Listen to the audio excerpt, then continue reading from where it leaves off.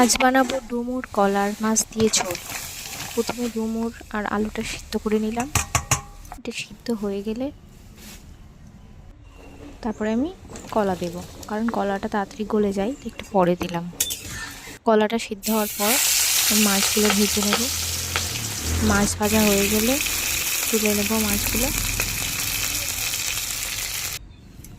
তারপরে গরম তেলে 5 ফোড়ন দিয়ে দেবো, টমেটো আর কাঁচা লঙ্কা একসাথে দিয়ে একটু নেড়ে নেব।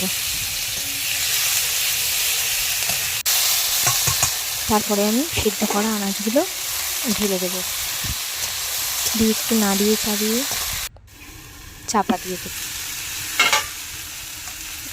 ঢাকনা খুলবে আর একটু নেড়ে রেখে দেব।